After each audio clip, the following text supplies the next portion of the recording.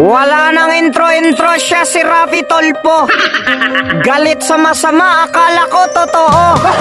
Pero pag nakita niya si Liza, takot din pala to. Hoy, di ba ikaw ang aming pambato? Huwag kang matakot, gamitin mo ang bunganga mo na walang sinasanto.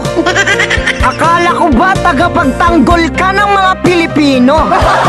Bakit ngayon hindi ko na alam kung ikaw ay napaano? Tila nananahimik ka, takot ka mabawasan ang supporters mo, no? Alam mo sir, hindi na mabilang ang kanilang pagkakamali. Bakit hindi ka man lang nagsasalita? Totoo ba na ikaw ay makapili? Sir Rafi, noon busis ka ng mga inaapi. Ngayon bigla ka na lang naging pipe. Huwag mong isipin kung ang makakalaban mo ay higat ganti. Sapat na sa mga tao na malaman nila na ikaw ay tunay na kakampi. Kaysa umasa sila sa mga tulog na parang sa umaga di pa nakahigop ng kape.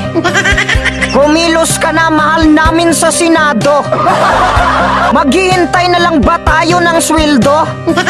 Yung batas binaboy na at tinarantado. Kaya siguro naman you know what to do. Yung mga hindi pulis, bawal magsuot ng uniforme, nasa seksyon yan nakasaad.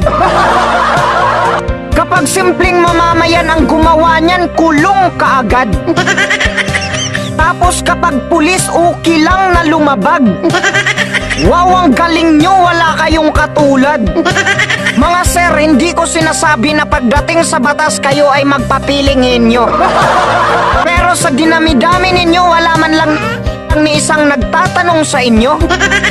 Tingnan ninyo yung bayan natin ngayon, sobrang mahal na ng mga presyo. Dahil yan sa mataas na tax revenue. Kaya dapat bawasan ang buwis at bawasan ang inyong sweldo. Kasi wala naman kayong mga silbi, yung politika ginagawa nyo na lang negosyo. Wala na ang tunay na pagsiservisyo.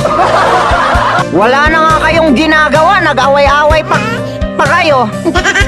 Yung iba pinagtutulungan ang budget ng pangalawang pangulo. Hindi ko alam kung mabait o may saltik sa ulo. Unting budget ni BP, panay kayo reklamo. Pero mabait naman kayo sa inyong amo. Ayaw bigyan ng budget si BP, tapos kapag walang proyekto, sasabihin ninyo, ay, walang kwentang tao.